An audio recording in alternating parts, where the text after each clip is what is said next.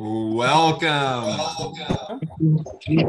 Welcome. We got some echoes going on. So please go ahead and mute yourself if you're somewhere. We have somebody in a car. Can't miss this. This is so exciting. Again, please mute yourself if you're joining us. We get to different points where we have questions, that sort of thing. You want to unmute yourself, that's fine too. And we're gonna have a really good time tonight. We're gonna be talking about college admissions essays. Debbie is a bit under the weather, so you may see her, but you will likely not hear her because we can barely hear her when she does speak. But thanks for coming tonight, Debbie. We also have Abby here as well. She's from my team here at Prompt. She's actually a former admissions officer from UPenn and from some other universities. She knows the ins and outs of the entire admissions process. And she wasn't even supposed to be here tonight, so she is our special guest, added treat. Huge benefit, and you're going to learn a lot from her this evening as well. So once again, please go ahead and mute yourself so we don't have to forcibly mute you. I think Debbie's going through and like forcibly muting people right now. I can see it in her face. What the hell? Debbie, you muted me. There it is. Abby, you're muted too. Okay, so this is going to be recorded this evening. So if you can't stay for the whole time, you'll be able to catch up. If your student's not here with you, guess what? You can have them watch this later. A lot of really good content for them as well. And we're going to go ahead and get started. But before we do, just a couple of quick housekeeping items. Number one, if you have questions as we are going, please drop them into the chat. Okay. Abby's going to be monitoring the chat. I'm going to be monitoring the chat. Anything that's relevant kind of as we're going to take. Okay. And that's one. Number two, as we're getting started, please drop into the chat. One, name. Two, where are you from? Three, on a scale of 1 to 10, how scared of you are of this college admissions essay process, and by how scared of you, I mean like 10 is like extremely scared. I have no idea what I'm going to do. Oh my goodness, what's happening here? And then 1 would be like, this is cake. I got this. While we have a 4, like, it's cool. You don't even have to be here, I guess. Anybody like, 6 or below, a little less so, but we have some in the middle, some really high, typically here. Also, if you have a draft of your essay, be like, hey, I already have a draft. That's always a good and fun and exciting thing. And people did submit their drafts to us. We're only going to be able to probably, Abby, take a look at maybe 2 of them? Yeah. Like that. So we have a bunch up, and we're just literally going to randomly select some tabs, and that's how we do this. We haven't even looked at the essays. I love the person who didn't give a number. They just wrote terrified. I guess terrified could be a number, right? Okay. Terrified could be a number. As you can tell, Abby is like this really mean person who used to be an admissions officer. No, admissions officers are nice people. Abby, how old were you when you were, you were just, you don't have to give age, but you were like relatively recently out of college when you were admissions officer. Yeah, like, it was first started, right? My first like real job out of college. Yep. It was interesting reading essays from people who were, and applications from folks who were not that much younger than me. Like I was in their shoes a few years earlier, right? So. Yeah, and by the way, the reason why I bring this up is this is really important because we're going to be talking about your audience a lot tonight. Abby is was your audience, okay? And so we're going to be talking a lot about that, and Abby's going to be giving her perspective, like how she's reading applications, kind of how she is kind of thinking about different things kind of along the way. It's going to be a lot of fun. I am going to go, I love this. We have Mary, who's like, my son says it's a 3, but I have a feeling Mary's a little higher than a 3. Didn't put that in there, but I'm going to go ahead and share my screen. We got a lot of great content this evening. And let's go ahead and dive in. So Abby and I are from a company called Prompt, and we are the largest college admissions essay and application coaching company globally. Things that we're going to talk about today is really the importance of college essays to getting accepted. This is really from like the perspective of your audience, right? The admissions officers and how they're looking at these essays, how to really write essays that are actually matching with what colleges are looking for, choosing the right topic, why that's so important. We're going to talk a little about Prompt's essay coaching, plus we have a discount running through Sunday, and we have a special tonight only discount. If you're interested in any of that, you can go to myprompt.com/road2college. We're going to drop that into the chat as well, or Debbie might drop that into the chat. So you have that link. It's also at the bottom here, myprompt.com/road2college. Then we're going to do Q&A. We're going to do live feedback on essays you submitted. We're going to get my opinion and Abby's opinion, who matters more than me, and dive in. All right, Abby, anything you wanted to touch on before we rock and roll? No, I think I'm ready to dive in though. Okay, sounds good. So just a little bit about Prompt. We've coached over 30,000 students one-on-one on their college applications and essays, okay, including hundreds and hundreds of road to college families, and so on and so forth. So what do admissions officers care about? So quite simply, like the way to think about this is that admissions officers, from reading your application, are trying to make a determination whether or not they believe that your student will succeed at their college and after they graduate. Okay, Abby, why is that? What you want to add some color to? Yeah, no, absolutely. So I think most students kind of probably already guessed that colleges are looking to admit students who are going to be successful academically, right? I think that's pretty much a given. But college admissions officers care much more than like kind of beyond the classroom, right? Admissions officers want you to succeed in your classes, but also be an active contributor to campus life, right? And colleges really care about that because a vibrant campus environment really helps them recruit the types of students that they're looking for, right? College admissions officers and colleges also really care that you graduate for a number of reasons. Number one, graduation rates and job placement rates, these are all things that matter, right? You guys are probably looking at these data points as you're looking at the colleges that you might be applying for.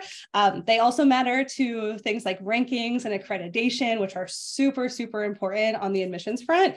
And they want you to graduate and, I mean, obviously succeed, do well, hopefully talk about the colleges in a positive light, right? Colleges love to be able to pick out alumni to feature and to bring back as, you know, guest lecturers involved on campus. You know, hopefully we always hope that our alumni end up going out there and, you know, maybe crediting the school a little bit to their success and like helping them getting to where they are. Best case scenario, we love alumni who are successful and donate to the college. So this is really kind of some of the reasons that we really care. We make you go through the application process, right? Because we're trying to really determine if you are going to be successful in that particular college and well beyond that. Yeah. And so once again, a lot of this stuff kind of comes down to money, rankings, those types of things, but those are the things that actually matter to admissions officers. And so what that means is that this is kind of how they're evaluating applicants. Yes, they're looking holistically, they're looking at a lot of different things, but you know, this is kind of the easy way to break it down. I'm going to pass it over to Abby to kind of give you all the breakdown of how you know, admissions officers are actually reading these applications. Yeah, absolutely. I mean, if you talk to any admissions officer, I would say at any college, I'm sure you're going to hear the word holistic, right? And a lot of times admissions officers just kind of leave it at that and doesn't really, you know, tell you much about what that holistic review looks like. But really a holistic review is made up of these three components that you see here in front of you. The first would be your academic score, right? And it is a singular score, but it's comprised of a couple different items that make up that score. So the first would be your grades, right? So certainly your GPA, but colleges look at GPAs in a number of ways. Sometimes, you know, certain schools will look at your cumulative GPA, right? Just what was that GPA at the time that you are actually applying for that institution? Some institutions will just take a look at like your core class GPA, right? So they'll take like your English courses, your history courses, science and math, mush that together and just look at that core GPA. Some schools will go even further. They'll take a look at, they'll put a little bit more weight on like your sophomore and junior year GPA as opposed to your freshman year GPA. If you're applying to like a really selective and competitive major within a specific school or college, maybe you're going into engineering, right? That engineering program might just take a look at your STEM GPA. Colleges really do kind of slice and dice your transcript all around. So when we say grades, it's a little bit more involved than just typically looking at like a cumulative GPA. Your academic score is also made up of like the strength of your curriculum. So are you taking the most rigorous courses available at your high school? I know when I was reviewing applications, this was a really important factor to me, right? Because sometimes I'd look at students and their GPA is, I don't know, super high, let's say like a 3.8, but then as you dig a little bit further, you realize, okay, this student is doing well, but they're not taking advantage of those honors courses, those AP courses. Like that would give me a little bit of pause to say, okay, why are they not doing that? Like, are they going to be okay in a college level course, right? So admissions officers will look at that as well. Another part of your academic score is actually your high school, right? So if you think about it, most admissions offices group their counselors into different territories. And certainly they do that for like travel planning and purposes like that. But one benefit of that is that those admissions officers in those territories really get to know the high schools that they're working with, right? So they'll know, like the profile of that high school. They'll know the ins and outs of the curriculum and the activities at that high school. They'll also tend to know and take a look at, okay, did anyone from this high school attend our institution in the past and how did they do, right? This is like if you go to like in-person college fairs, you probably will see the same admissions officers at the ones near you from the same schools because they're assigned to that territory directly. And then the final component of the academic score is test scores, right? So certainly, the SAT, the ACT, your AP scores. I definitely have seen a trend as more and more schools have gone test optional, either purposefully or, because of the pandemic. The weight of those AP classes are really playing a pretty big role for most institutions when they're factoring test scores into the overall academic score. So again, all of these components are going into one academic score. Right. Yeah. Colleges, and what's interesting is like you can kind of tell like this is a little more involved than you might think it is, right? The schools are a little bit actually a bit more sophisticated than you might think here, right? They're actually looking at the data that says, okay, students that have these types of grades, scores, profiles do better academically, like at our college. Okay. That's kind of what they're looking at. Okay. And then on the personal score side, this is where things really kind of get mixed up, right? Where it's like your activities, but not just the activities you're doing, but like specifically, what did you do in those activities? What did you write about? The essays, what did you write about? How did you write about it? Recommendations, interview if applicable. Abby, anything else you want to touch on like there? We're going to dive in deep on this. Yeah, I was going to say there's a lot of data around that personal score, but I think students would often be surprised at how much weight is in that personal score. And we're really going to dive into the data to kind of showcase that.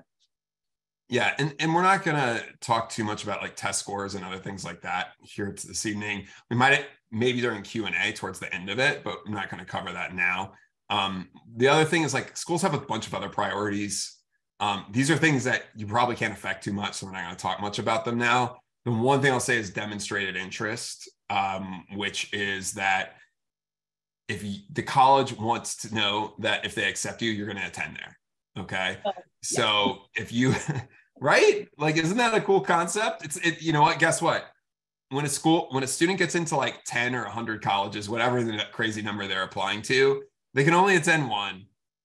Right. And so all the schools that are left out of that's kind of a miss for them. And so this is actually really important to colleges, what's called yield. So out of the number of students they accept, let's say they accept 1,000 students and 500 attend, that's 50% yield, that's pretty good. If they accept 1,000 students and 10 attend, that's really bad. Okay. And that reflects poorly on their US News rankings and many other things.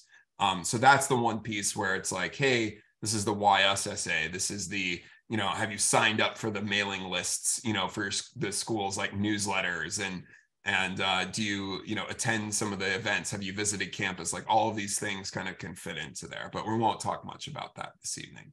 But like, how do these things play, right? So generally speaking, you have the academic score, you have the personal score. Easiest way to think about this, the higher both of those scores are, the higher your admission chances, right? Simple. But there's another kind of couple of really important concepts. One is called the academic bar, the other is called the personal bar, okay? And what the academic bar is basically once you're above a certain academic score, that college knows that you're going to be very likely to succeed academically at that college. If you're below that academic bar, they have a bunch of data that says, hey, students that are below this academic bar, much less likely to succeed, which means that they might not graduate, other kind of things like that. So basically, like, you just need to be above that, and then you have a pretty good shot. If you're below that, you might not have any shot, no matter how good your essays are. Okay. Same goes with the personal bar. However, very few people are below the personal bar. Basically, you have to write about like how you're a criminal or just like a horrible person in your essays, like that sort of thing, where you're going to be like, actually, we probably shouldn't admit something that student, there's something probably wrong with them. So you don't have to worry too much about that. But how does this kind of play into admissions, right?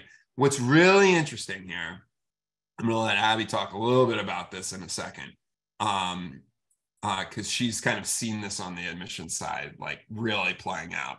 But roughly speaking, 4 and 5 applicants to any particular college, let's say a fairly selective college, like an Ivy League, Ivy equivalent, University of Michigan, UNC, you name it, right?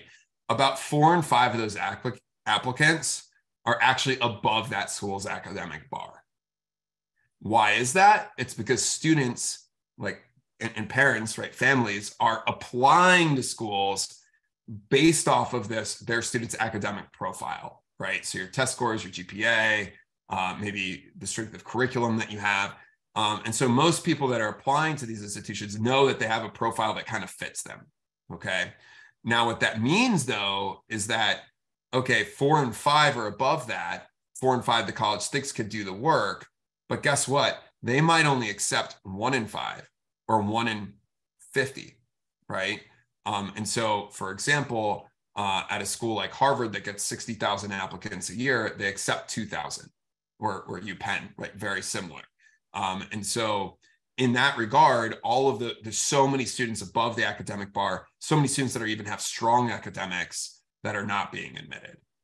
Okay. And this is really important concept, because this is when, now we're going to talk about the personal score in a second, but this is really critical, right? Is to understand that you are probably very similar to tens of thousands of other applicants academically, where it's very hard to differentiate between you. Okay, Abby, anything there that you wanted to touch on? Yeah, no, I mean, I think you hit the nail on the head there, right? There's so many times that I can count where I was reviewing applicants, and on paper, academically, you'll have hundreds of students who look similarly from that academic side, right? So this is why colleges, and I usually say this to students, and a lot of times students will be like, oh yeah, duh, that's a very like obvious thing to say, but every part of the application really matters, right? Because if it didn't, that college, that admissions committee would have gotten rid of that question, right? So that means all of this work that you are kind of doing when you actually go to apply to colleges, right? Like your academics, for the most part, like when you're ready to actually start your applications, those are kind of set in stone, right? But the things that you have control over, really everything in that personal score, that's what colleges are looking at to make those those really tough decisions. Yeah, and what's fascinating about the personal score is you have so much control over it that only 1 in 5 students actually have strong personal scores. Okay. And it's very hard to be exceptional. Like those are like I can't even describe like the crazy things that they're doing, right? It's like, 5 applicants a year, right? Kind of like 50, 60,000, right? But that's where you want to be, is that strong category. And what's interesting is that what we find is that a ton of the students that are actually fall into the sufficient category could have been in the strong category if they had written about their experiences and what they did in the right way with what admissions officers are looking for. And Abby, you probably saw this all the time in applications where you were like, hey, here's something that I wish, like, I feel like this kid is way more than what is on this application. 100%, right? You get that, like maybe that little nugget in an activity list or that little mention of something in the essay, but the student just didn't go down that path. And, or a recommender, right, mentioned something and you're like, whoa, this didn't even appear anywhere on this application. Like, I wish I knew more about that. Unfortunately, you see it all the time. Yeah. And where do those typically end up? I mean, again, unfortunately, when you're in that in that seat where you have to make that decision, you have to go with the information that's in front of you, right? You can't make inferences based off of, maybe a glimmer of something happening, right? Yeah, exactly. And that's why, like, this whole process of really understanding what admissions officers are looking for, you have about 1,500 to 2,000 words generally total across your application to tell kind of like all of the most compelling parts of who you are in a way that is going to, pique somebody like Abby's interest, which is, oftentimes somebody that's, a relatively recent graduate of that college. All right. So what does this mean, right? So the data shows that having strong academics can increase your admission chances by 3x.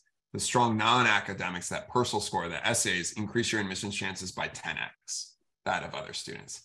That's how important this is. So we're going to talk a little bit about really quickly when essays matter and when they don't.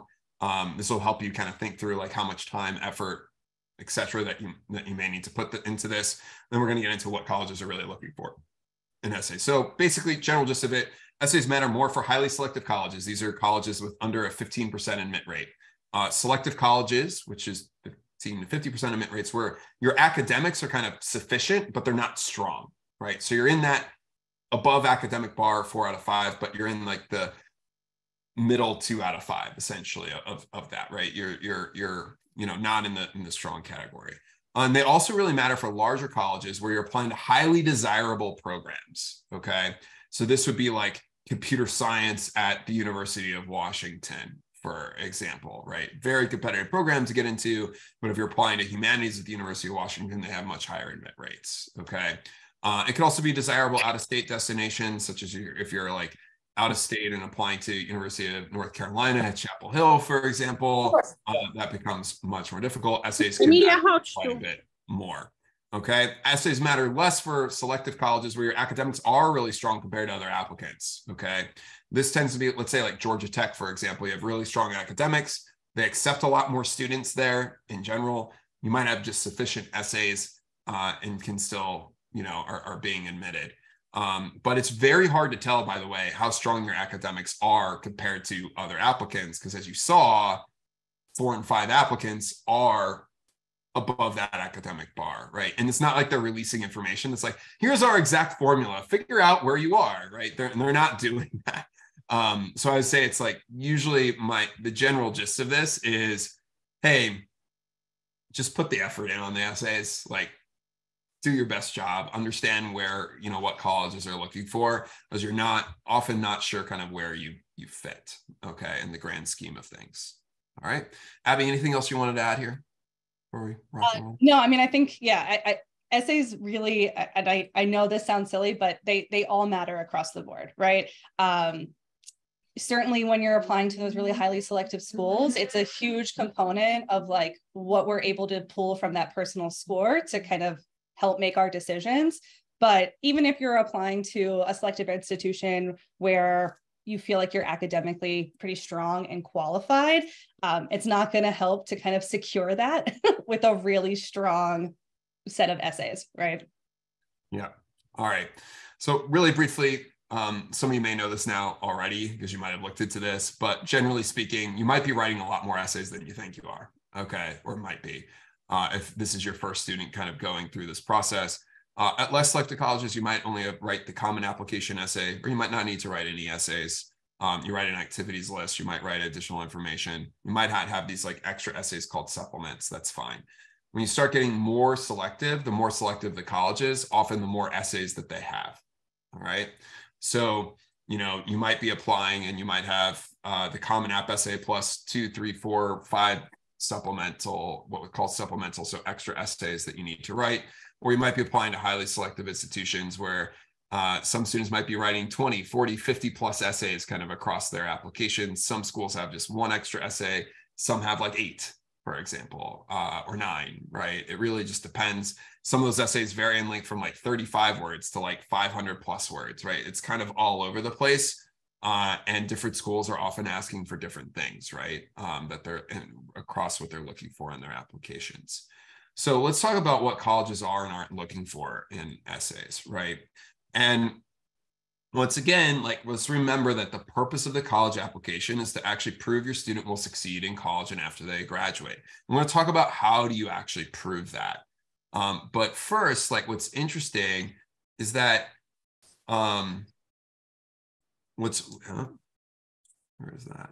That what's interesting, and I apparently hit a couple buttons here, is that everybody that you talk to, or your students may be talking to, or you may be seeing, or you may be reading online, is that, okay, what am I supposed to do for essays? And usually it says essays like you should tell your story, or, hey, admissions officers are often, Abby, you probably use this line, oh, we just want to get to know you. I know, it's a little embarrassing now looking at it, looking back at it. Yeah, after Abby joined us and she started looking at like how we think about things, she's like, oh my goodness. Yeah. I've been doing a disservice to all these kids, you know, for all these years. But why do they say that? Like they don't want to like provide you with too much information that then will change maybe kind of like, you know, what you might write about, but they should be providing more. And so this gets this huge myth, which is that essays are about telling your story. That is true, but it's also not complete information, right? Abby, like what is it really about? Like, what are you actually really looking for here? Well, 100%. As much as I personally, Abby, not an admissions counselor, would love to hear your life story, Abby, as an admissions counselor, only has a set number of time to read your application, right? So what we're really trying to get when we're saying, you know, we want to hear about you, we want to hear your story, is we want to hear your specific story that is going to show that you'll be successful in college and beyond, right? You have to be very intentional about the story that you choose, because it really needs to reveal something about your character that's going to prove to that admissions reader that you are able to be successful in college and beyond, is really what it boils down to. Yeah, Stacy has a really good question here, Abby, which is there a specific order that you read the essays in? Yeah, I think that varies by officer, right? Yeah. Oh, 100%. I literally just started typing my reply to Stacy. But every admissions officer really kind of has their groove that they like approach an application with. Generally speaking, though, most admissions officers, in my experience, are going to go to that personal statement first, because it's the one that's going to give, there's a little bit more freedom in what the student can actually choose to write about. And that kind of reveals something about the student. So yeah, as an admissions, even before I would look at transcripts and things like that, I would go to that personal statement first, just to. And that's the common application essay. Okay. Yep. So it's the 650 word, the one that you use across like a bunch of applications, right? Okay. Cool. All right. So what are they looking for? So we've tried to make this simple. Okay. And this is, by the way, like the slide that everybody's screenshotting, taking pictures of, you know, telling their students about, whatever it is, right? This is kind of at the core of a lot of the coaching that we do, which is the 5 traits that colleges look for in applicants. Okay. I'm going to be go through quickly, talk about each of these. Abby's going to touch on the ones that she was like, oh yeah, this is the stuff here. But this is really important. And if you don't have your student today, have them watch at least this part of it, or we have a bunch of content on our website as well that you can take a look at. But the first trait is drive. So these are students that are really driven, right? They're gritty, they're perseverant. Whenever they're coming across a challenging situation, they're getting through it. But not only are they getting through it, they're coming out a better person, and they're taking actions to actually get through that situation and come out it better. Okay. Colleges love these driven students. I remember I was talking to the dean of admissions at MIT a number of years ago about the 5 traits, and he was like, yeah, we love driven students. We actually are looking for students that are unusually driven, which basically is like, in this pool of extremely driven students that every single person that's applying here is really driven, we are looking for the students that set themselves apart as being even more driven. Okay. And that's hard to do in an application. A lot of that's like how you write about your experience, how you write about what specifically you did. Okay. The second is intellectual curiosity. These are students that love just learning for the fun of it in their free time to get a deeper understanding of their subjects, topics that they're interested in. We often find that students like are really intellectually curious, but they don't realize that admissions officers actually want to know about that. Okay. Because guess what? This is like normal to you. It's like stuff you do outside the classroom, but it may not be normal for other applicants. Okay. And an admissions officer want to know that. Intellectual curiosity matters so much that Emory actually calls their personal score the intellectual curiosity score. Third is initiative. These are students that are very entrepreneurial, never really willing to accept the status quo. Whatever they're a part of, they tend to be like, this could be better. And not only are they identifying how it could be better, they're then taking actions to make it better. These are often the leaders, whether or not it's a formal leadership role or just, hey, I'm just going to go out and lead and make this group or make this thing better. That's who they are. The fourth is contribution. These are students that no matter what group of people they're a part of, that group is substantially better as a result of their being there. Colleges love these contributors because these are the people that Abby was talking about before that are like, hey, I'm picturing you on the campus community. I want you to add value to the campus community. These are like the super connectors. These are the people that are the connective tissue across the entire campus. And colleges love these students because it makes everybody else around them better. And then the fifth trait is diversity of experiences and interests, okay? Colleges want people with different life experiences, different interests, different ways of thinking about the world that add unique perspectives to the student body such that students can more easily learn from one another. Usually here's where I tell a really bad joke that like even Princeton or UPenn doesn't want everybody going into finance on Wall Street, but it always lands poorly. So I'm not going to do it here. And Abby's just like, oh. Again, we want like a couple of them, but not too many. Yeah, not too many. But you know what? If depending on how you admitted students and what they were interested in, you could have a lot, right? That's my point. Or literally everybody wanting to be a doctor, right? These are the things that happen. Abby, anything you wanted to touch on? Like, which of these are like, hey, this was your jam? Yeah, no, it's interesting when I think back on students that really, I mean, I've never quantified how many essays and applications I've read in my 10 years in admissions, but it has to be thousands. But when I think and reflect on the students who like really still stick out of those thousands of applicants, the intellectual curiosity students honestly always stick out because their essays, you can honestly feel like the passion through the essays. And that's always a nice thing as an admissions officer, like to be able to kind of make that connection a little bit, right? Even when I would interview students, you would find that those students who are intellectually curious, that is such a strong thread throughout everything that they're doing. It's going to come up in multiple places. And it's interesting, someone in the chat mentioned, isn't this a little bit repetitive from your activities list? A little bit, but your activities list is just a list, right? It's not, there's not detail there. Your essays is where you actually get to provide that detail and use those activities and those experiences to really highlight your strongest traits, right? So they should, they'll complement a little bit, but certainly not repetitive. And then I think the trait that I'd say maybe a lot of students kind of overlook, but I always loved these students were contributors, right? I think a lot of times students will say, well, like, sure, I contribute to these things, but they don't actually take the time to really realize how much of an impact as contributors they have had on their schools, on their communities, on their peer groups. I love students who showcase contribution. I would always find that contributors had really strong letters of recommendation because they were usually those students in their schools all the teachers knew, all the administrators knew. They were like the lifeblood of their class, right? So contributors were always people that I love to see, because I would know, okay, if I admit this student and they come here, they're going to immediately be involved on campus.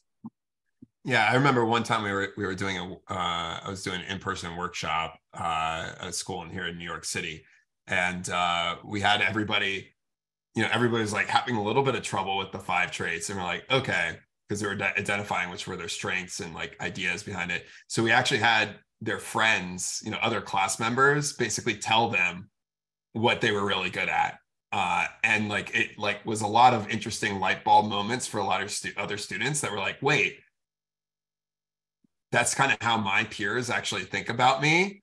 And maybe that is like actually something that's really compelling, right? And so it really helped a lot of students kind of get there with this. But you also don't need to cover all 5, right? So as Abby was saying, it's like, hey, these students that are super intellectually curious, like it shows up like everywhere, right? The students that are super driven are like, it shows up everywhere, like in every single thing that they're writing about. They're driven here, they're driven here, they're driven here. And so what you want to do is you really want to focus on really highlighting in a major way 2 or 3 of these strengths.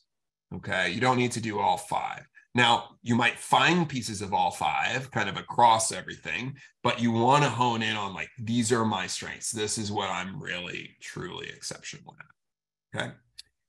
The other thing I want to mention is that what do we learn? Like, just distilling this down, is that the content clarity and readability is really critical for understanding the content related to your experiences related to these 5 traits.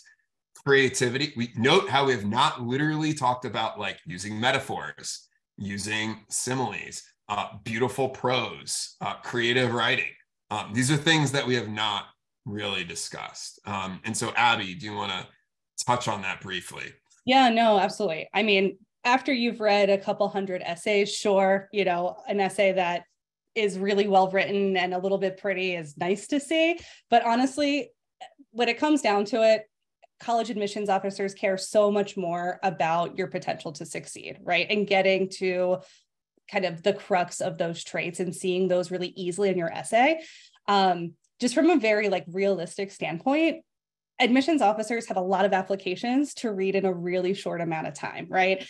You don't have a lot of time to kind of try to stumble, like wade your way through like maybe a poorly constructed metaphor or 2, or, to kind of get down to that meat. So I think a lot of times students too feel that they have to continuously keep working on their essays to like add in those metaphors at the end.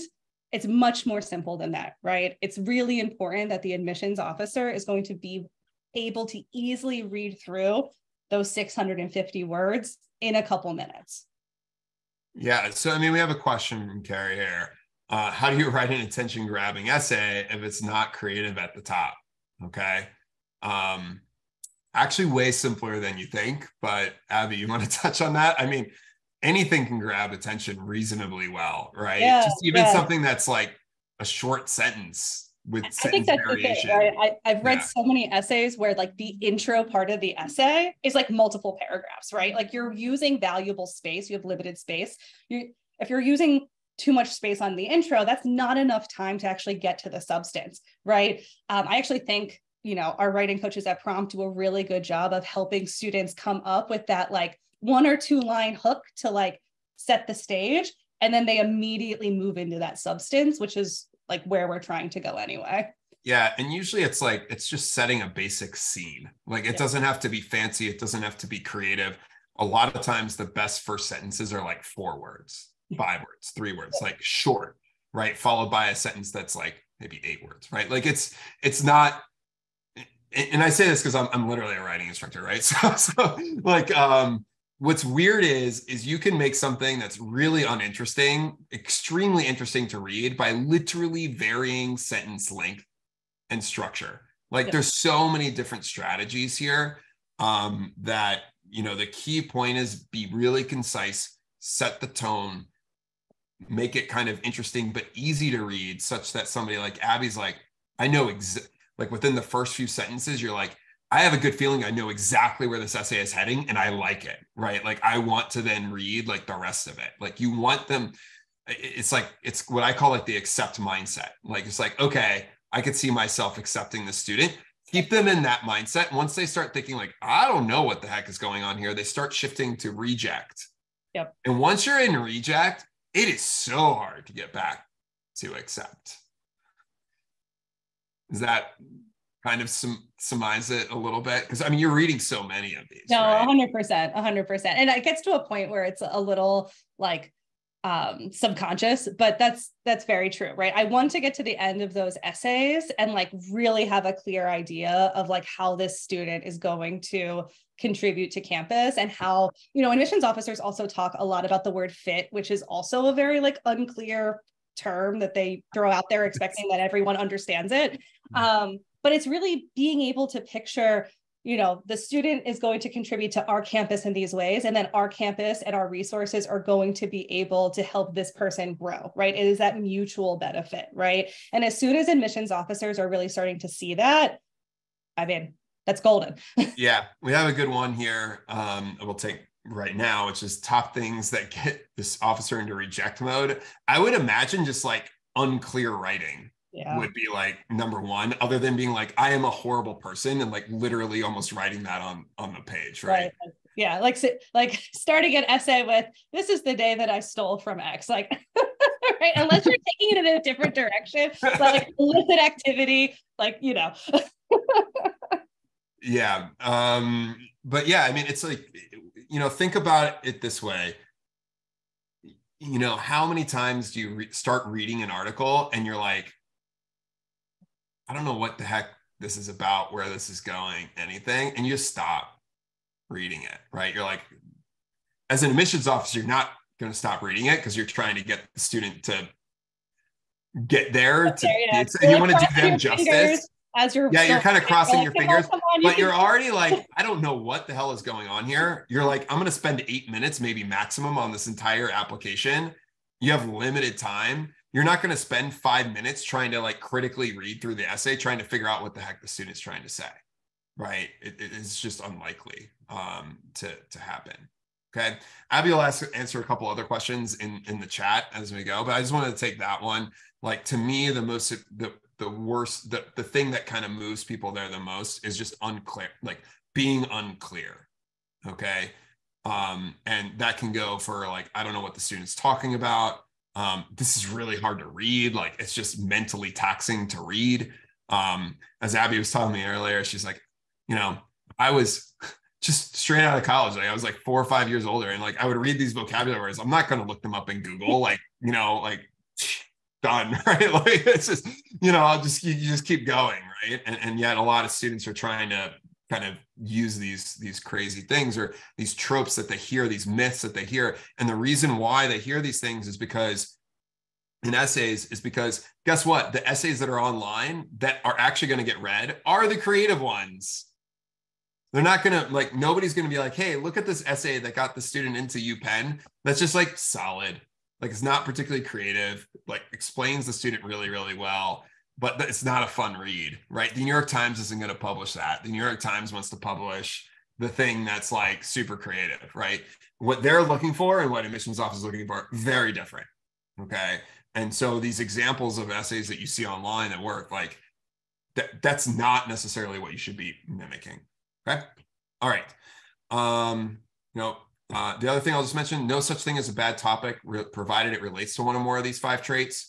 You might hear that, okay, writing about athletics, writing about band, writing about drama, theater, sometimes writing about community service, mission trips, like all of that sort of stuff is kind of like, hey, maybe you shouldn't write about it. It's kind of overdone. The answer is like, there's a reason why people say don't write about it, because a lot of people write about it poorly. They don't write about it related to these 5 traits. But guess what? If that's really your most compelling content, and it just so happens that your crazy, awesome leadership driven story occurred during band, or, you know, involved with athletics, write about it, right? Don't worry about it. It's really just about how you write about it that really matters. Okay. All right. Abby already talked about this, but we see this all the time.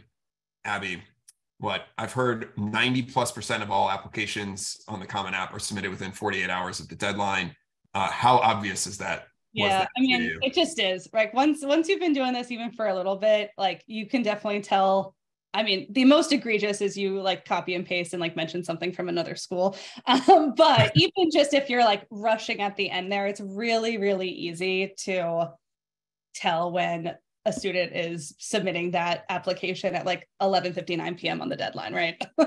Yeah, and you know how you tell is usually that the student's kind of scrambling to write their essays last minute. So it could be the student has a great Common App essay, and then you're reading through some of these extra supplemental essays, and you're like, this is not quality wise, like just even close to being on par. Yeah. Right. And again, if a school has added those supplementals and those specific prompts, there's a really specific reason that they've done that, right? Again, admissions officers, any way that you can pull something out of the application that you're just not using and like can then devote more time to the rest of the app, you do that in your off season. So if it's being asked, it's being looked at. Yeah. And it's all, and a lot of times that extra stuff is often like critical, really important information that they're looking for. Okay. Let's talk about working on your applications. Start now, right? That's the simplest way to put it. Your goal should be to complete your applications for your top 3 choice schools before school starts in the fall, if you're a senior. If you're not going to be a senior and you're an underclassman, it's really helpful to kind of plan what content you might write about in your essays. You don't need to write your essays because that whole like planning process and identifying the traits and your experiences related to that is actually really helpful for you as you're thinking through, hey, what else can I do over the next year to make my content more compelling? All right. But our process is very much, okay, let's get started now. In June, let's get your common application essay done. Then we're going to work on your application for your top choice school. Once those supplemental essays are released, which some schools start releasing them now or in July, all of them are typically released by early August.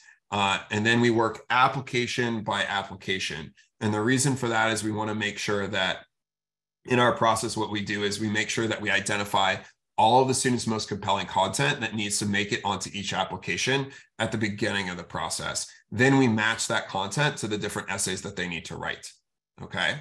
And so we finish one application, and then we map those essays and that content to the next application and modify it, adjust it as needed to make that holistic story for the next application and then the next application and so on and so forth.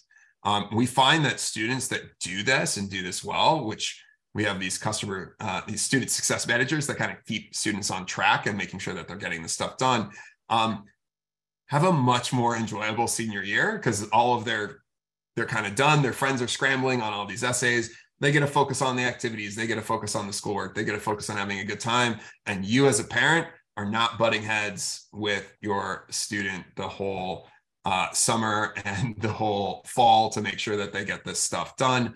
And that, by the way, by doing this, you're going to be really confident in the applications that you're submitting, right? That's the really, really, really important part of this is confidence. You want to make sure that when you submit that application, that you feel like this is the absolute best that I could have done versus, as we were talking about, many of the students scrambling at the last minute and be like, oh, thank goodness I just got it in, right? You want to think, hey, this is my best work. I have a real shot here, okay?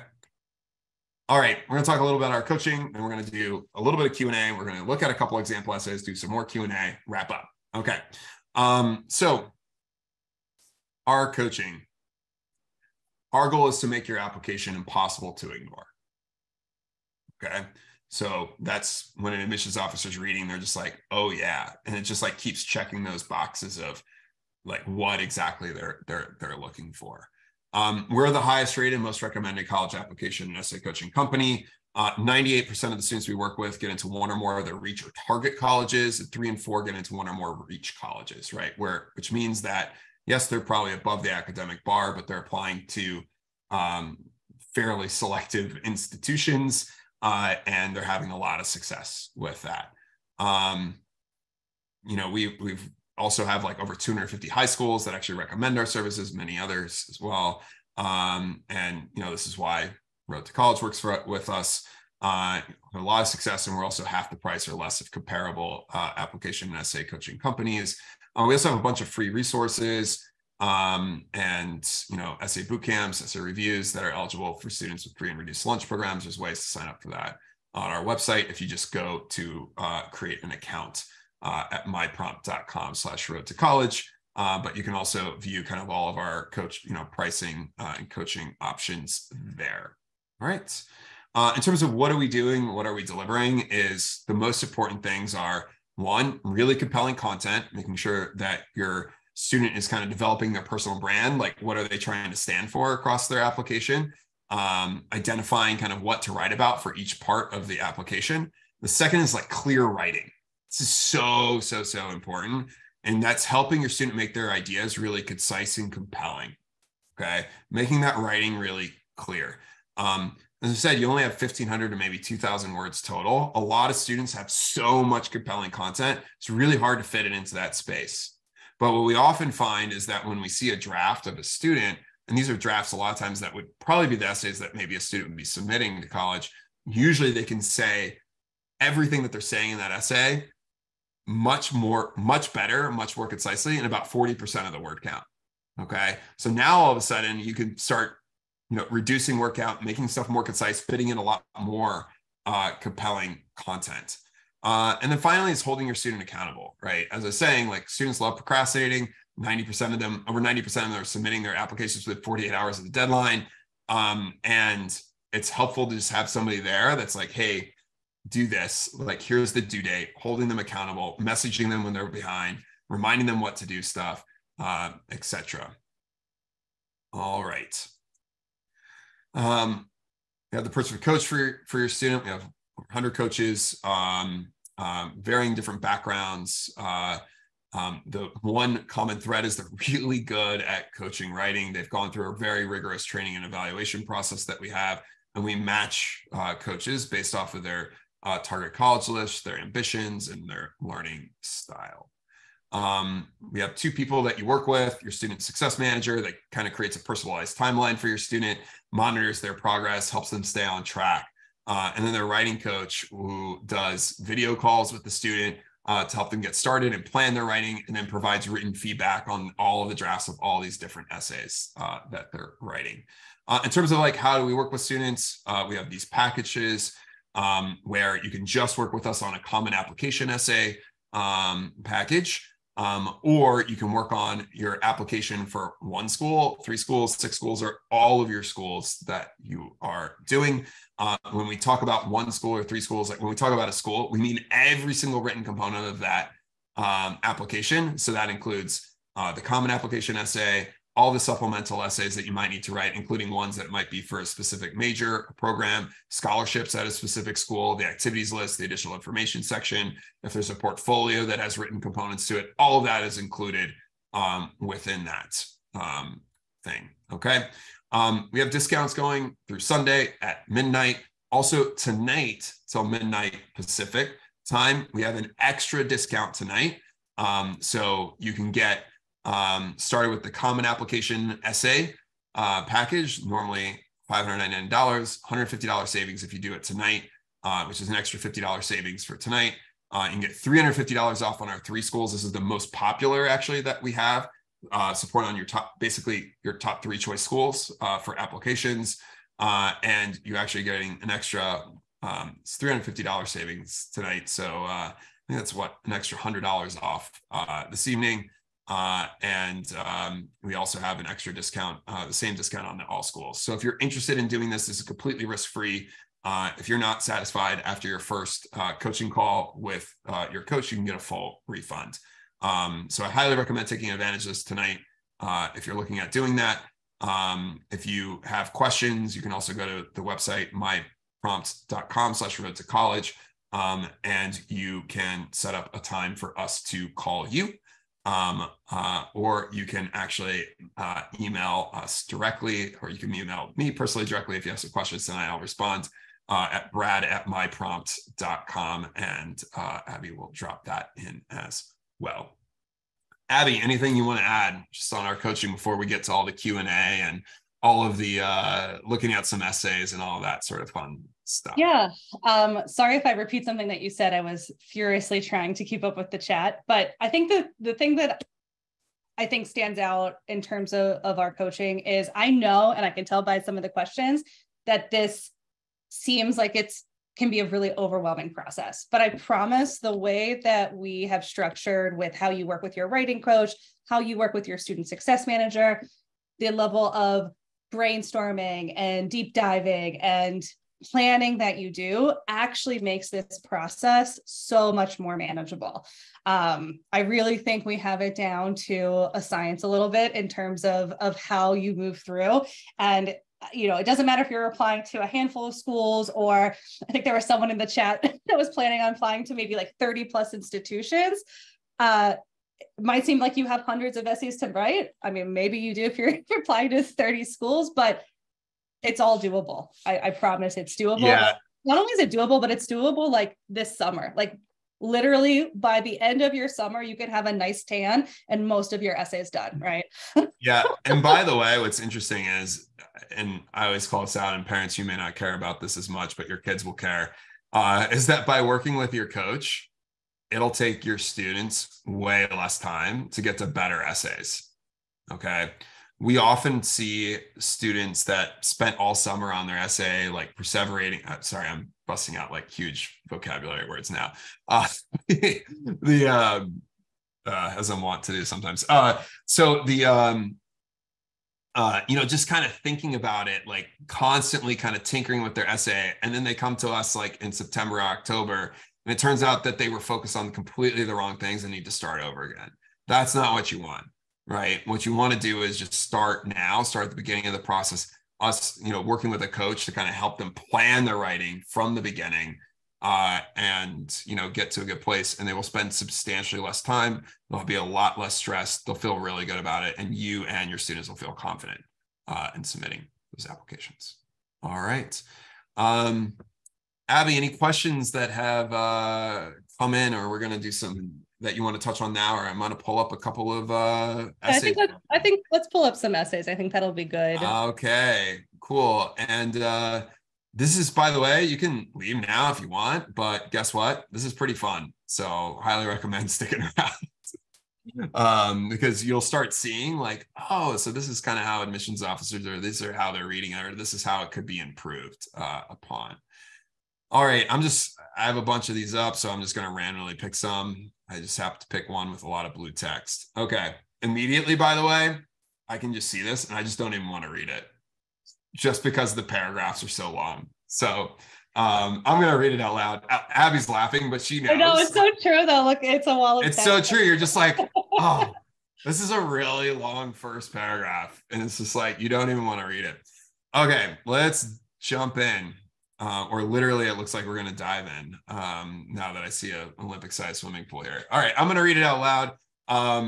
Drop into the chat, which traits have you seen in the essay? And then on a scale of 1 to 10, how strong was that trait? Like, so is this student might be driven, but is it like kind of a weak driven? Or is it like, oh my goodness, this is like the most driven student ever? Okay. Abby and I have not looked at this essay at all. Abby is giving some weird looks. I think she might be reading it. Don't read it yet. We're reading it live. Let's do it together.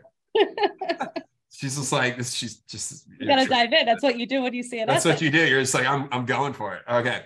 100 yards long, 12 feet deep, the Olympic-sized swimming pool being over 3 times the height of me. Being a first grader, looking into this vast body of water was not just intimidating, but also intriguing, wondering how to conquer getting to the other side. Seeing older kids take on the challenge of getting across with ease gave me a sense of confidence to try. And before I knew it, I got into a rhythm. Getting to the other side of the pool at first terrified me, but each stroke got easier with time. Year by year, the sport drew me back, not only for the rush of adrenaline, but the community. 11 years after beginning, I finally got to become a coach for first-year swimmers, teaching me new lessons every day. Not every practice was easy, but we got through every practice together. 1 step forward, but 3 steps back sums up the sport of swimming best, but also the game of life. No matter what, though, you end up getting from point A to point B. The twist about both, though, is that you never just know just how you will get there. Know just how you will get there.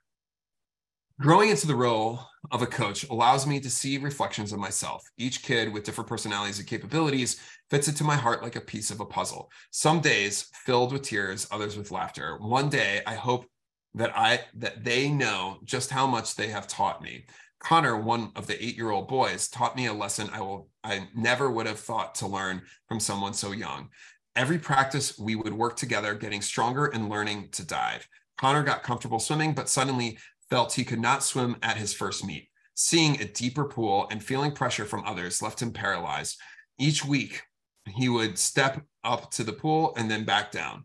But this last meet, something sparked where he became confident enough to race. After months of practicing, convincing, and lots of tears, he finally achieved his goal. Connor finished his race. Similar to Connor in swimming, simple life became very hard for me. Over time, my anxiety grew, from not going to school to not even going out with friends. Connor and I had more in common than he knew.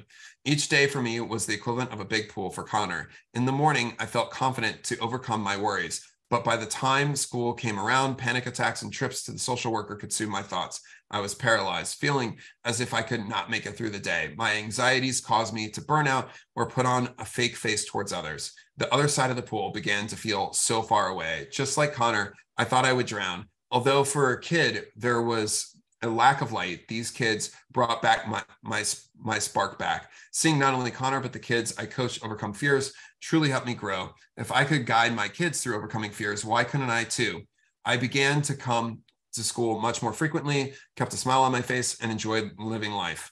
After a whole season of encouragement, these once strangers became the people I will always remember. Every week, I slowly saw myself come back, simultaneously seeing each swimmer grow. Every day, I told them just to keep swimming because no matter what you do, the wall will always be at the other end to support you. I've realized that these kids are my wall, the support I needed. Change in my mindset helped me guide me through this hard patch of my life. I am so grateful for each bond and individual who flipped my life upside down, even if they don't realize it. Because of them, I am myself again. Every day, I get better, not only for myself, but for the people around me. Becoming Coach Kit Kat was one of the best things that has happened to me. I was able to learn new perspectives of life and was shown a new appreciation for the sport I've done my whole life. Learning new things every day, not only as a coach, but becoming a better person was my favorite part of the St. Rose swim team. Applying values of swimming to real life helped me. One day, I hope to realize the kind letters and hugs that they gave me post-race meant more to me than they know. I have learned that a rough patch in life is nothing more than just a patch. There will always be someone or something that comes into your life to help overcome blockades. Just like I told Connor to do, I just kept swimming. All right. So as I said, drop into the chat. What traits did you see? And then also like how strong were those traits kind of on a scale of 1 to 10?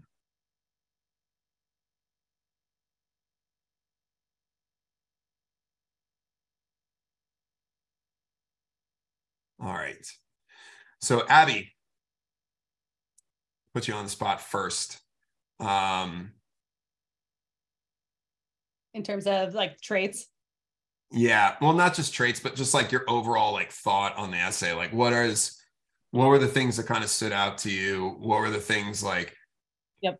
That you're like, I don't know what's going on here. Like how would you perceive this? No, I think what we kind of talked about a little bit earlier, I think the intro to this essay is quite long, right?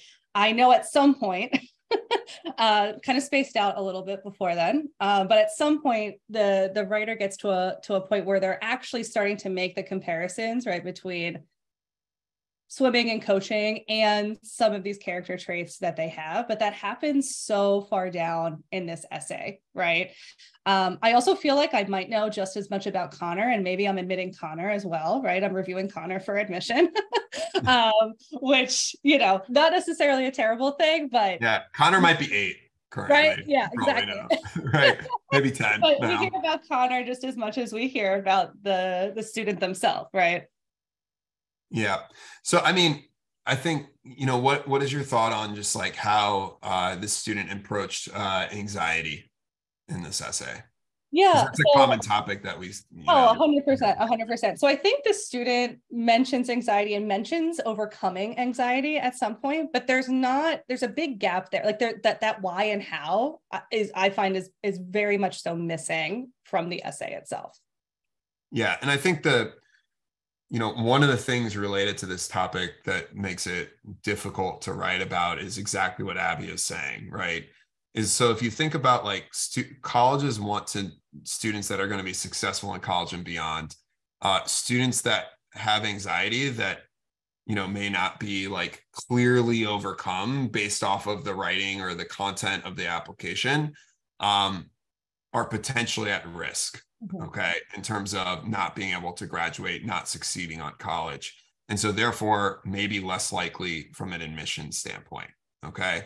Not saying it's something you don't want to write about if it's like a really compelling story, if it's really who you are, that, this journey of kind of overcoming this, figuring out who you are, but proving that this is not is very unlikely to be a continuing issue, a continuing thing, is important, I would say.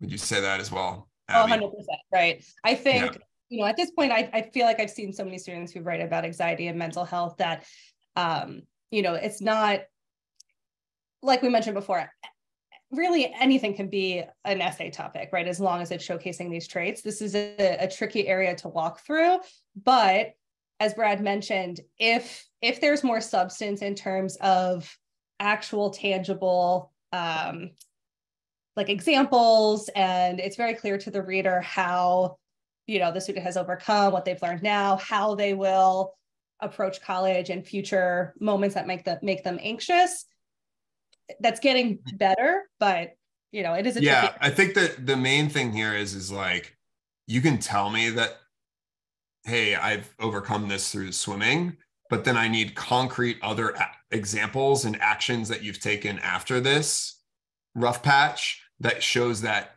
okay, it was just a rough patch, we're good, right?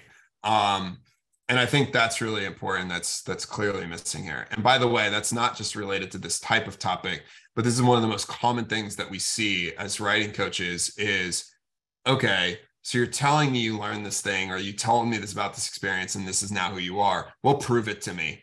Prove to me that you are a bit different. Prove to me that you're super driven. Like, show me other examples. Show me other actions that you have taken.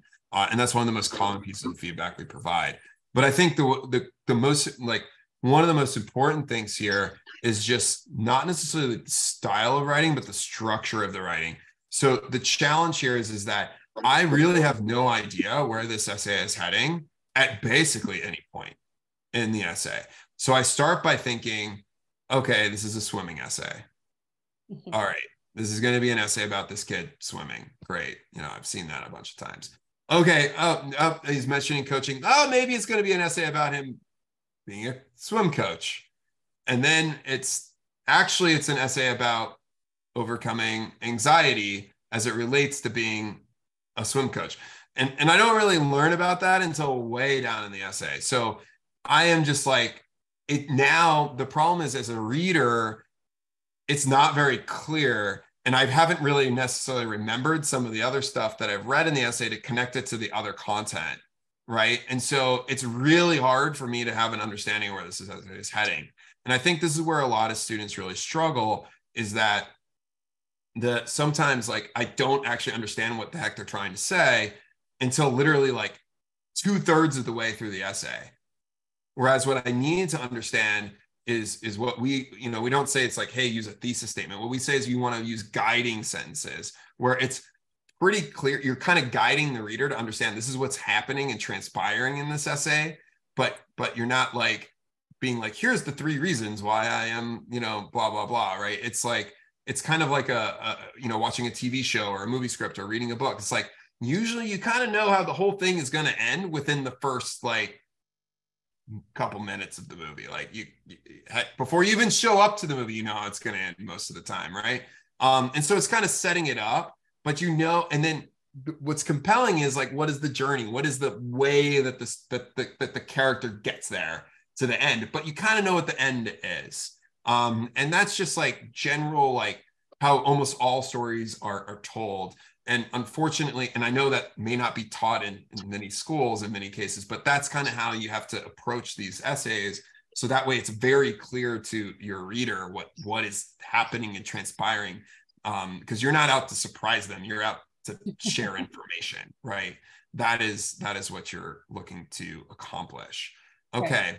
Abby, any other comments that you wanted to add? No, I like that comment about not surprising them. Being from Philadelphia, from where M. Night Shyamalan is from, you don't want to pull an M. Night Shyamalan in your essay, right? There shouldn't be a surprise twist right at the end. Yeah, but even then, like, you're like, oh, I get the surprise twist. Oh, I kind of see the through line like the entire time. And it's more of like a sudden realization that, oh yeah, this all like was coming to a head, right? Of this thing, and it all ties neatly together because you actually remembered the important stuff along the way at that point.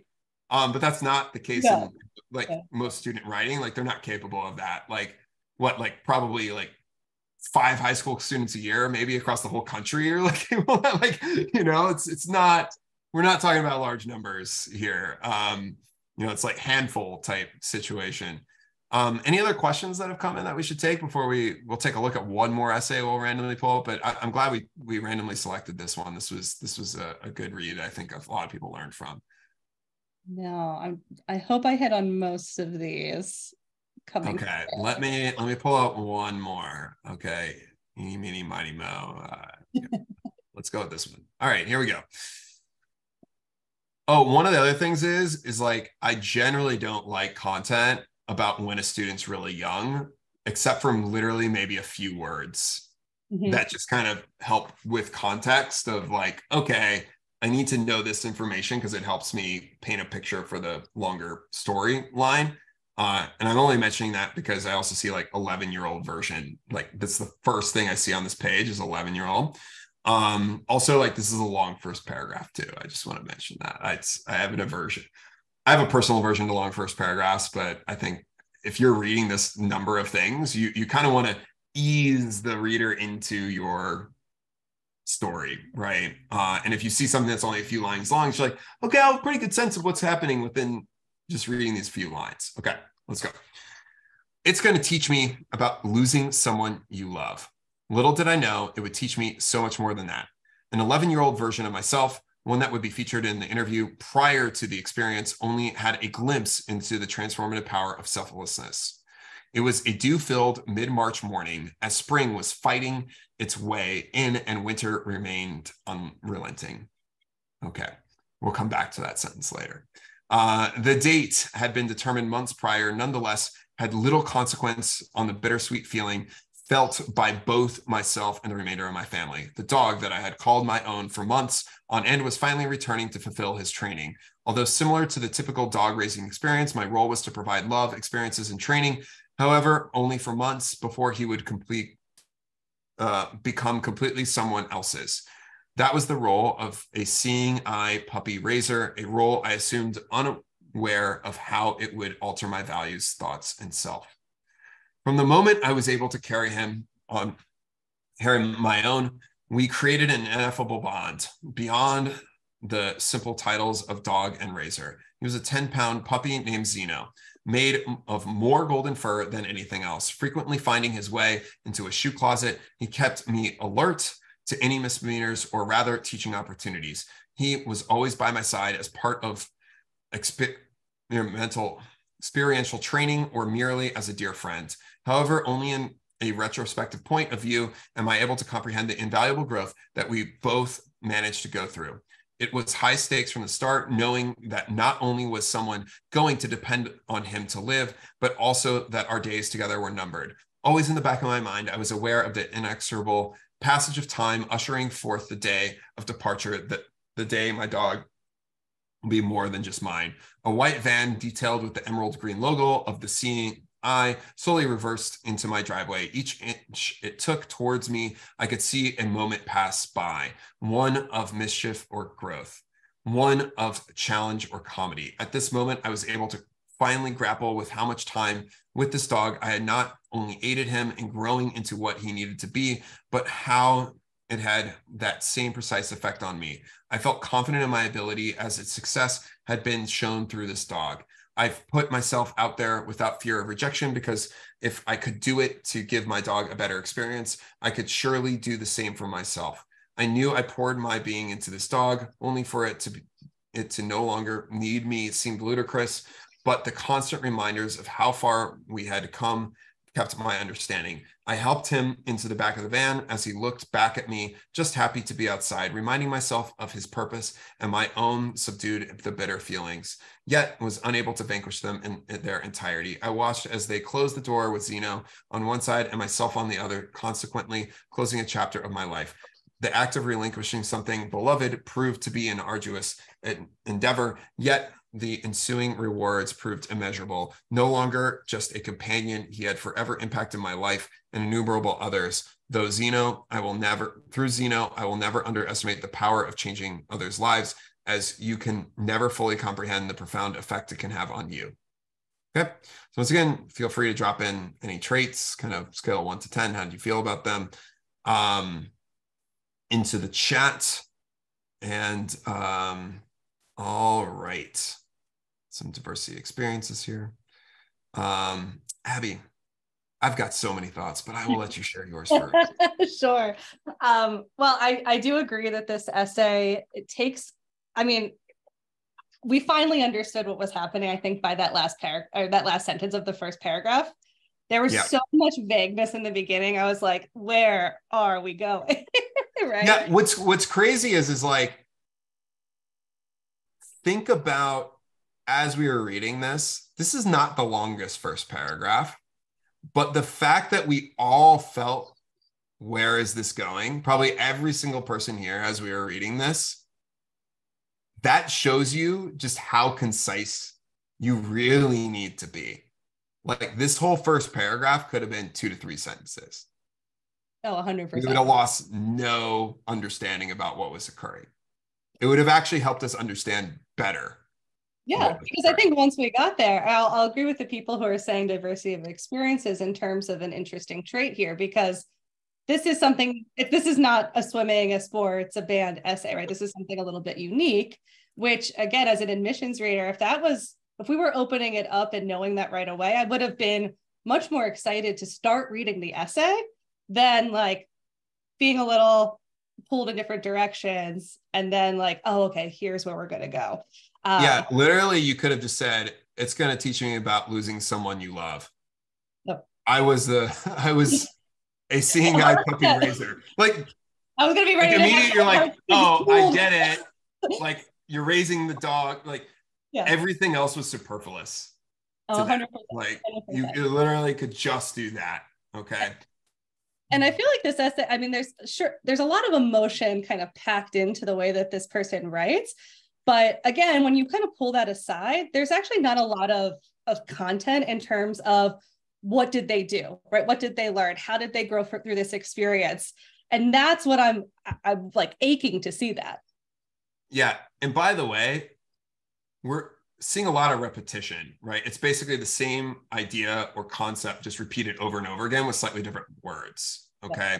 But what's really important is like, okay, this is a good experience to write about, but it's the how you write about it. So I want to know, like, what are the very specific actions that you took raising Zeno? What were the challenges that you underwent? How did you really legitimately feel when Zeno went away? And then how did this actually affect other parts of your life? So if you said you learned something about yourself, this is the biggest challenge that I think most students have, because a lot of times they read it, they're like, I'm going to write about this one experience. False. Right?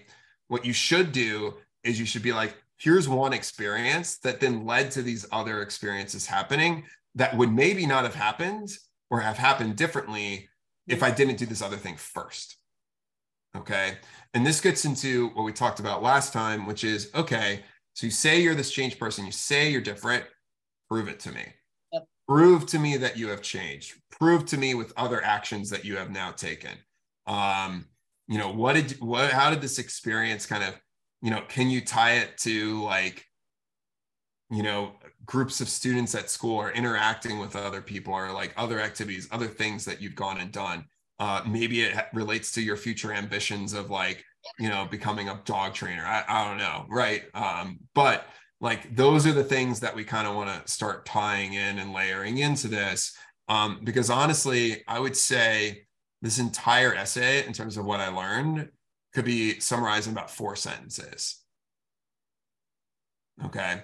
And that's not kind of what you want to accomplish, right? You want to get into like the meat of very specifics of what you've done, the impact that you had on Xeno, but maybe others. This is what, you know, you kind of want to accomplish. But this is like this is a common type of essay that we see, and not just, you know, at pretty much every type school, right? Would you say? Oh, 100%. I think this is a really typical, like maybe first draft that our writing coaches are used to working with, right? Yeah.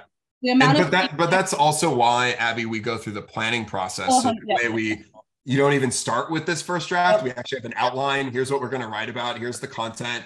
A lot of times this is like the type of first draft that like a student might bring to us that they wrote in school. And it was like, I already have a first draft. And we're like, you will see about that, right? And they start realizing it's like, actually, I don't have a first draft. Yeah, right. I have a first idea. Yeah, I have an idea, right?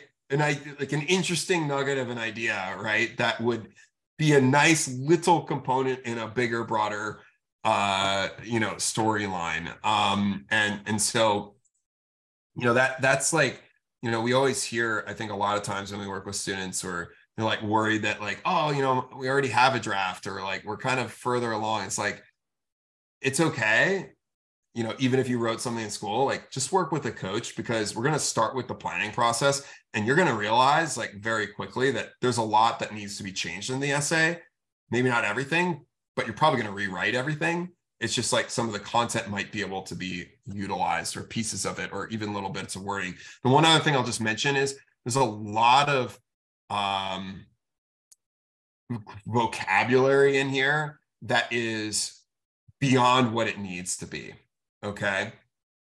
So, and the reason why I say that is it makes it much harder to read. Okay. And, you know, does it make you seem more intelligent? Not really. And so one of the things that I highly recommend doing is like, if you're writing something, you can plug it into a readability checker, and you can see like, what is your readability score? And if your readability score is like below a 40, like you're really not doing too well. Like that's like almost like I'm reading like journal articles that are written for like academics, and like nobody wants to read those ever. Even the academics don't want to read those. Like it's just nobody wants to do it, right? And I read a lot of those, and it's like it's painstaking work. You know, so you don't want to necessarily do that. Like you want to be in like where like the New York, you know, and that's like far below 40, right?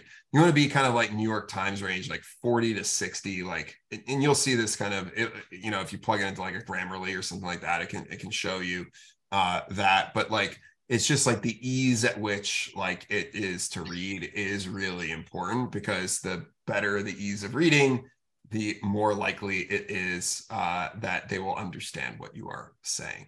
Okay. So simple writing actually trumps complex writing every day of the week. It makes you seem more intelligent than complex writing.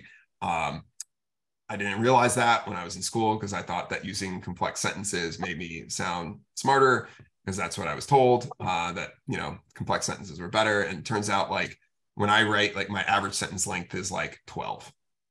Okay. Which is very short. That's essentially what, if you look at books, like if you read romance novels, it's actually like an average of 10 words per 10 words per sentence. Action is like 12 words per sentence. Mysteries, I think, are 15. New York Times is like 15 on average. So like, and guess what? A lot of the students we see, it's like they're writing at like 20. And it's like, no, don't do that, right? If the best writers in the world, maybe not the romance writers, but if the best writers in the world are writing at like 12 to 15, that's your ballpark. That's where you're aiming, right? In simple words. Okay, very good. Wrapping up now. Any questions that came in, Abby? We did have some questions. Someone asked a little bit ago about upcoming like boot camps or anything like that. Not sure where to direct them. Yeah, so you can, so we have boot camps on the website at myprompt.com/road to college. If you scroll down, you can actually sign up for one of our small group boot camps. What we do is after you've signed up, we will let you know kind of when the different boot camps are. There's a number of them. And so it's just simpler than us always kind of having to update our website all the time with what the ones are. But the vast majority of students that we work with are do one of the one-on-one options. And as I said, the most popular one is the 3 schools one. If you're interested in getting this, I highly recommend doing it now. Everything is risk-free here. As mentioned, if you're not satisfied after your first coaching call, you can get a full refund. And these are special deals tonight only. There's other discounts that extend through Sunday. And so if you have any questions, feel free to email me at brad@myprompt.com, and we'll go from there. All right. Abby, anything else you want to talk about? I don't think so. I think we covered a lot. Yes, and we did have a question. Yeah, 3 schools includes every essay for those, so it does include the Common App essay. That is very much correct. It's literally every piece of writing you need to do for that application is included. And some students are doing a lot of writing. That is for sure. Okay.